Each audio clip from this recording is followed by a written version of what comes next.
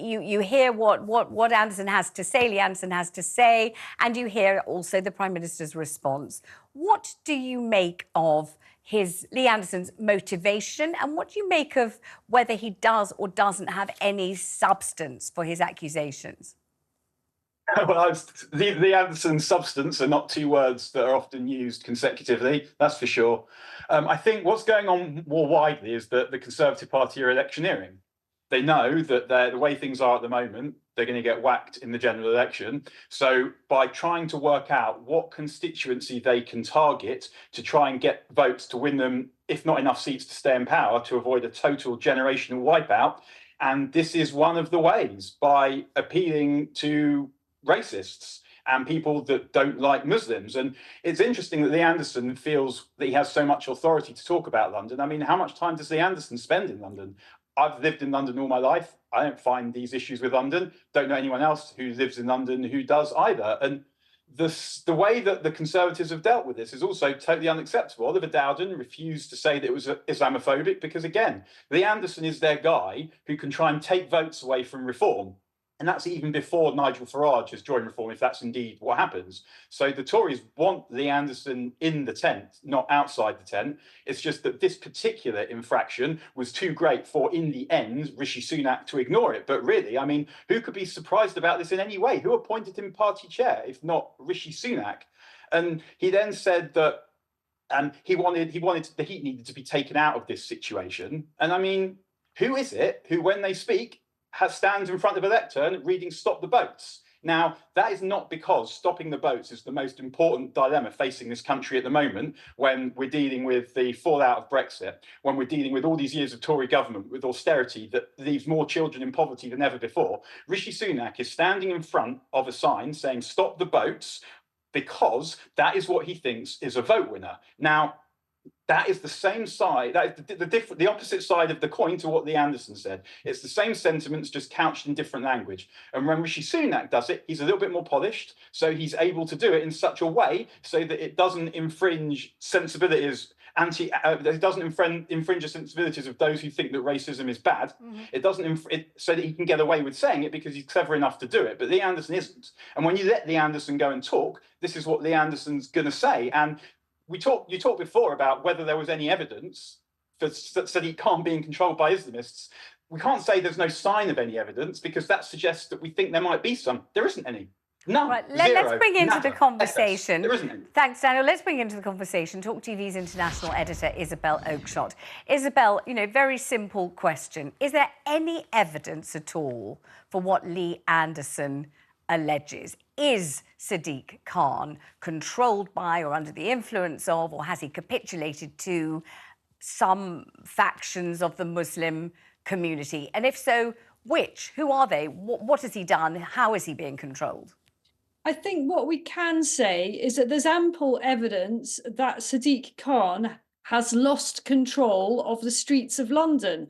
I mean, what more evidence do you need than the slogan "From the river to the sea" beamed onto our Houses of Parliament whilst the police stood by, knowing exactly where that was coming from and did absolutely nothing. So whilst Lee Anderson's comments were clumsily expressed, he speaks for a vast number of people in this country who are deeply concerned about the very ugly scenes that we see week in, week out in these demonstrations. Now, of course, some people on those demonstrations are all about peace and love and are rightly exercised, as we all are, by the awful suffering in Gaza. But I'm afraid that there is a fringe element in those demonstrations who do not share our values of tolerance and are quite blatantly anti-Semitic. So Lee Anderson has a real point. He is echoing the feelings of many people up and down this country. And look, I'm afraid racism goes both ways.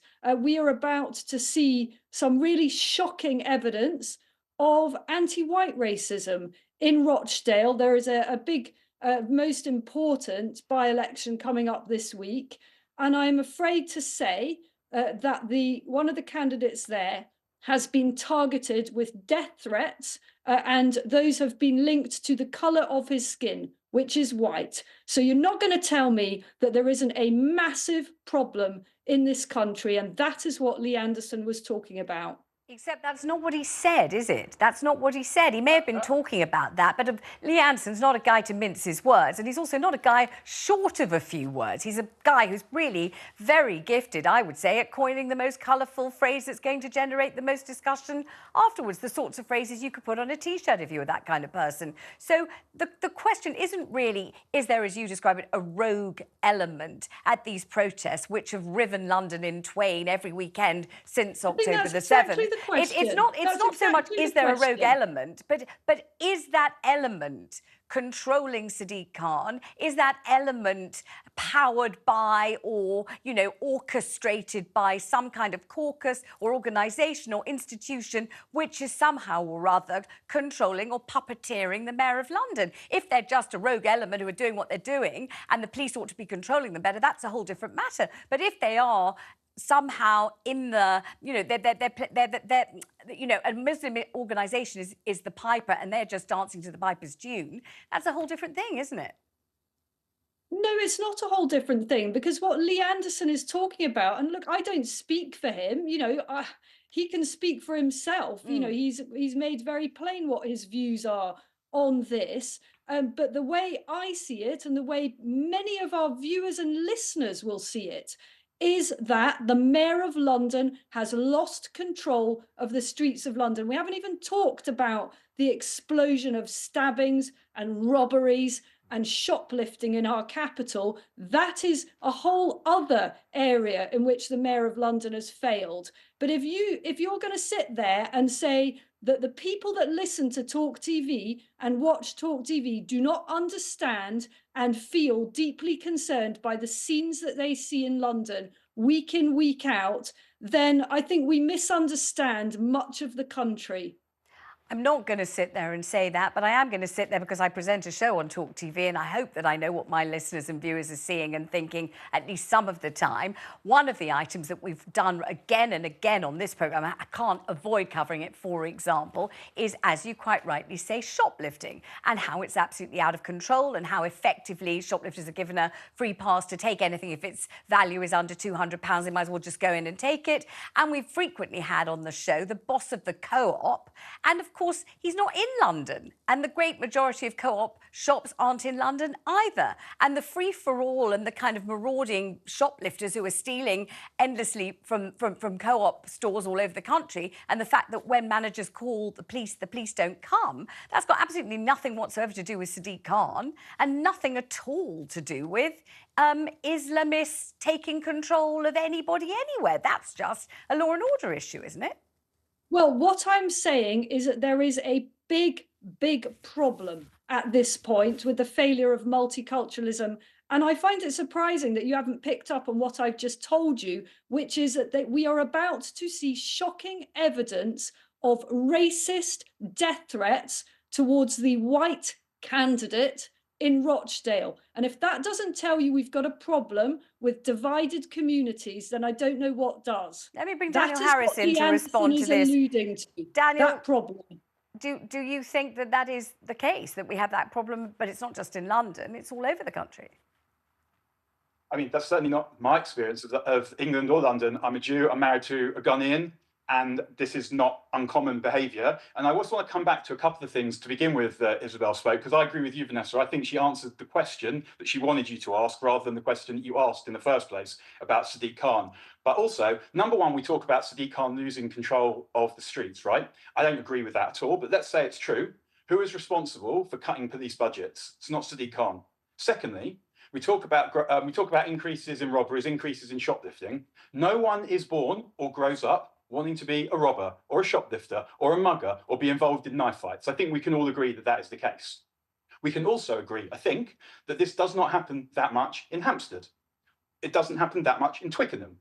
But the places that it happens are places of those socioeconomic levels. So why does that happen? If we understand that no one grows up wanting to be like this, and then we say, well, this is happening in particularly deprived areas, then we'd be very silly not to say that there is a link between deprivation and crime.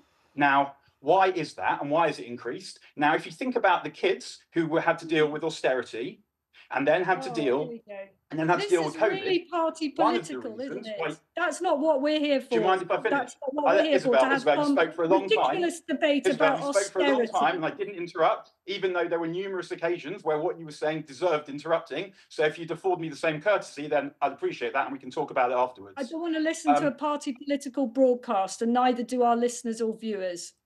Well, austerity you haven't heard it yet, in fairness. You don't yet know what you haven't listened to because you haven't listened to it. So listen to it courteously. No, I know you have impeccable manners because I know you. So listen calmly and politely and then see whether you disagree or not. That's the way to do it. Well, yeah, I mean, austerity was a policy, and we're on here to talk about current affairs. We began this show with the news, so of course I'm going to talk about current affairs. And I think you're suggesting that I'm delighted with the Labour Party. I'm not. I don't think they're great either. But I'm just trying to explain why what you say needs contextualising and why anything like this needs contextualising. You say there's an increase in crime. Let's say that's the case. Why is there an increase in crime? You're saying it's because Sadiq Khan has lost control of the streets. Now, I'm trying to be a bit less basic than that and try and understand what it is that would motivate people to go, a 16-year-old to go and put a knife in another 16-year-old. How do we get to that situation? Now, it doesn't feel to me like you're trying to understand that. And I don't think that it's right to say that Sadiq Khan has lost control of the streets of London. I don't know if you live in London. I do. I walk around the streets. I feel safe. I'm a Jew. I walk around the streets with my kippah on. Again, I generally feel safe. I don't know of other people that don't feel safe in London. So if you do live in London, then perhaps I'd be interested to know where you go, where you don't feel safe, what situations you've been in. And if you don't, I guess I'd be interested to know what qualifies you to make that statement. And I think with your point about the Palestine demonstrations, I don't want to. It's quite difficult when you talk about how many people are on the street to categorise that number of people. And I say this as someone who, and that is a situation where, yeah, I wouldn't go to one of those in my kippah as a Jew, because I do feel that there is fringe element to that of people who are anti-Semitic. But I don't think that's because of Sadiq Khan. I think that's because anti-Semitism has existed for thousands of years. It still exists now, and it will continue to exist for as long as there's a world. As long as there are Jews in the world, anti-Semitism will exist. Okay, let me just interrupt. Daniel, thank you very much. Let me just ask Isabel a question. Isabel, the question for you. You have contended several times that Sadiq Khan has lost control of the streets of London. Daniel disagrees. But even if he has, and you're right, what's that got to do with being controlled by Islamists? Even if he has lost control, if the police are underfunded, if the police have got recruitment problems, retention problems, attention problems, whatever it is, where is the connection between that and Islamists being in control of the capital? Well, let me first of all address Daniel's question. And thank you, Daniel. I enjoyed your contribution. And of course, it's really interesting to go track back as to why young people, as it is mainly young people, getting involved in, for example, drug-related stabbings. And I'm sure we could have a really interesting and longer conversation about that. Nobody's born like that. I agree with you. And I think some of your points there were perfectly sensible. But as for whether I live in London, yes, I do. I'm half the week in London, half the week in a much less diverse area where life is almost not very real because it's far too nice. And I've seen the way that London has changed for the worse. And I don't tend to feel unsafe myself. But I know that there are an awful lot of people who do now feel that they're looking over their shoulder in a way that they very definitely were not before. As to your question, Vanessa, about Sadiq Khan being some kind of puppet, look, I don't echo that. I'm not going to defend that. I don't think he's a puppet of anyone. I've known Sadiq Khan for a very long time. He's a perfectly decent and fairly capable B-list politician. I'm not going to echo or defend the suggestion that he's controlled by anybody, but I do think he's lost control of this situation. And it's not just him to blame. It is utterly weak central government. And we are all going to pay the price because this is getting worse by the week, by the day. As the government fails to intervene, extremists become emboldened. And we saw what that looked like on the Big Ben Tower last week. Thank you very much indeed. Thanks to What if all they're of you. extremists in Thank you, government? Daniel. Thanks, everybody.